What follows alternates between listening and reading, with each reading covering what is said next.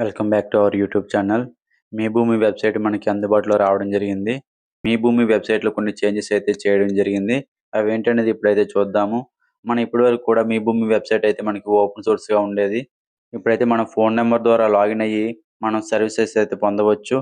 అవి ఏంటనేవి చూద్దాము. అలాగే ఇక్కడ చూడండి, ఇక్కడైతే గ్రామ సచివాలయం మరియు వార్డు సచివాలయం ద్వారా అందుబాటులో గల రెవెన్యూ సేవలు ఏంటనేవి ఇక్కడైతే ఇవ్వడం జరిగింది.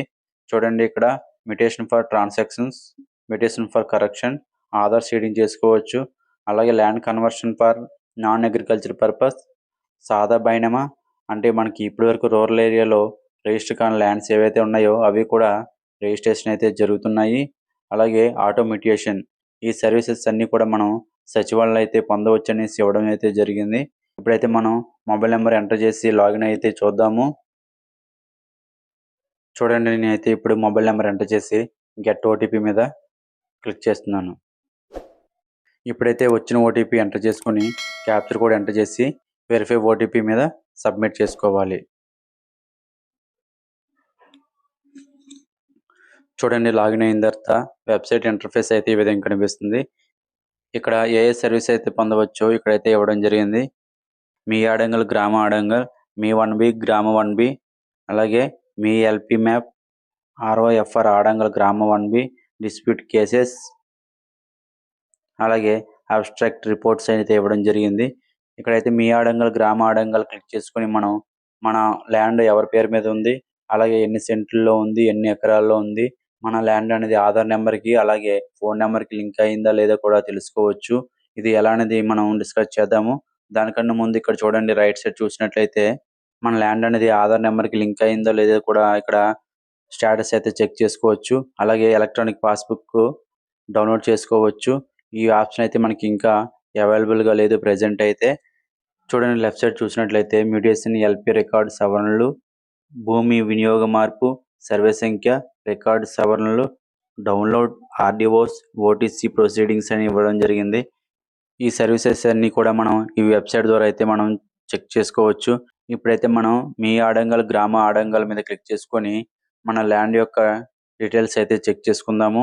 చూడండి, మీ ల్యాండ్ ఎక్కడైతే ఉందో ఆ లొకేషన్ అయితే సెలెక్ట్ చేసుకోవాలి. జిల్లా సెలెక్ట్ చేసుకొని అలాగే మండల్ ఏదైతే ఉందో మండల్ సెలెక్ట్ చేసుకొని విలేజ్ సెలెక్ట్ చేసుకోవాలి.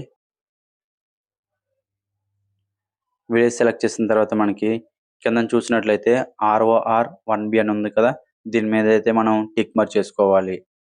టిక్ మార్క్ చేశాక ఇక్కడ 1 ఖాతా అని రావడం జరిగింది కదా, ఈ 1 ఖాతా మీద టిక్ మార్క్ అయితే చేసుకోవాలి. ఇప్పుడైతే మనం ఖాతా నెంబర్ అయితే ఎంటర్ చేయవలసి ఉంటుంది.